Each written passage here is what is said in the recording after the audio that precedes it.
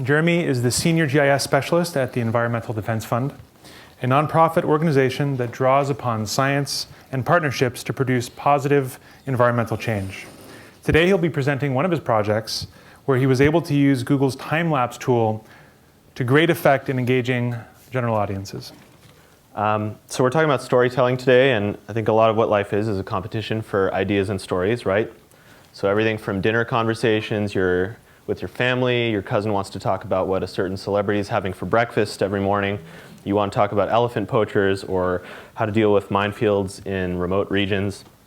So all the way from the dinner table to the platforms that politicians run on, we have this kind of to and fro of getting our ideas there. And so for a lot of us in the nonprofit world, the goal is to make room for our ideas and stories and get people passionate about the stuff we do. So the Environmental Defense Fund, you heard a bit about our methane mapping project on Wednesday morning. But a lot of what we do is, have, broadly speaking, focus on climate change, managing ecosystems and fisheries, health, and just generally finding ways to be good stewards of the environment.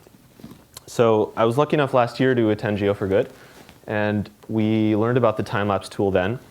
So keep an eye out for it. It basically changed me as a person. I left the summit and I wasn't sleeping or showering or eating. I just had to scour the earth for imagery. So it was very, very challenging to do life after that. And so I knew I had to use that for our cause in some way. So we all know how the average internet user's attention span is really short. For example, in 2013 in the US, there are studies that say that's about 6 seconds. So what you want to do is create something that has the maximum impact to engage people, but in the shortest amount of time. And often powerful data can be the driver for that. In our case, that's great. As a science-based advocacy organization, we want to engage and mobilize people, but we want to use science and facts and data to drive that. So time-lapse really is a perfect because you can essentially see 28 years go by in 3 seconds. So I'm just going to run you through the blog post that I wrote, which basically I wanted to tell 4 different stories. So first point is about length. I wanted to pick 4 stories because 4 seemed right. 3 was probably a bit too short, and 5, I figured people might leave and not really get to the punchline. So I settled on 4, and let's dive right in. So the first one, I wanted to look at deforestation. A lot of you have already seen this probably. Let's get a load. This is the state of Rondônia in Brazil, where you can see sort of mass deforestation happening on the land. And it's a pretty shocking image. But of course, important here is I didn't want to create a kind of negative fear-mongering message. I wanted to highlight some positive and hopeful aspects. So in the writing, kind of putting a link of the work that we do on this and highlighting the fact that Brazil's made great strides to curb deforestation in the last decade, in large part thanks to a lot of the organizations that are here this week. I kind of want to balance that message. So next, we move to Kentucky, where we're looking at mountaintop removal for coal mining. And so this is not something I or EDF work on directly, but I learned about from Appalachian Voices, who were there last year and here this year again. So here, this is just really gripping and shocking imagery where you're watching entire mountains disappear before your eyes. That's just a pretty negative image, which, again, on the next topic, I wanted to kind of balance out with something a bit more positive. So the next stop was Washington State, and I wanted to look at crop rotations. So about 1/3 of the land surface is agricultural land, so I knew that on some level people were going to identify with that. So what we're looking at here is fields that use something called center pivot irrigation, which gives us these round circular fields. And thanks, because of the annual crop rotations, you can kind of see the colors changing.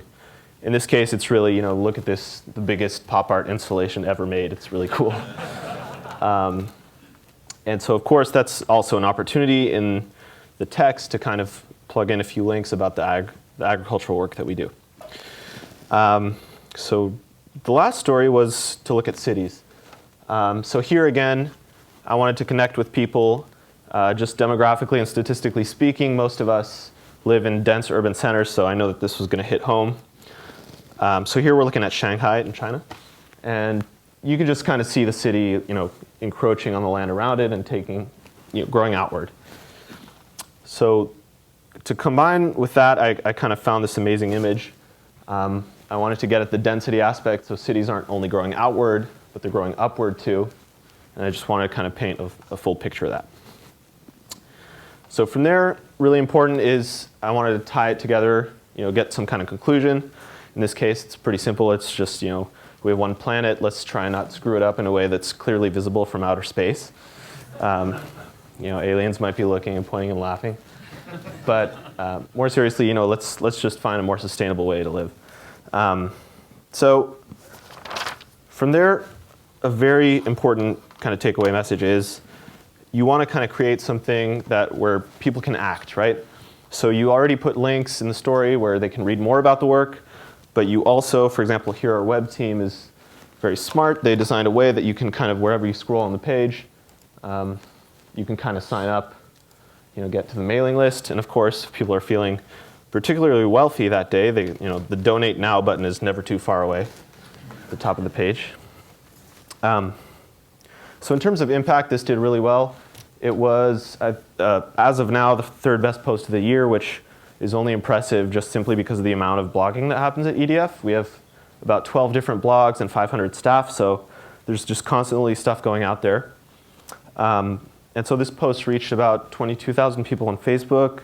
We had hundreds of visits from Google+ and other social networks, and a good diversity of websites that refer traffic, which is really important because you don't want it all to come from one place.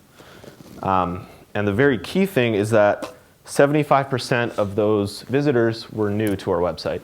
And that's kind of the holy grail of audience that you want to reach because they don't know about the things you work on and they might really get engaged. So this is an example of a tool that I learned about here. I put to really good use, and with a lot of the things that we're learning, we have the ability to mobilize huge amounts of data in ways that are really motivating and inspiring, and we can do that relatively easily. So some of the takeaways I just want to leave you with are think a lot early on about the length and the structure of what you're doing. You want to kind of plan that out and think it through really well about how you can captivate the person and give them a hook, guide them through something, conclude. You want to use the power of data to engage. We have all this at our disposal, so we should take advantage of it. And then provide avenues for people to learn more about your work and act if they want to do something right away. So I hope you're going to take a lot of things you learned this week and create high impact things for your organization, basically win that competition of stories and ideas. Thank you.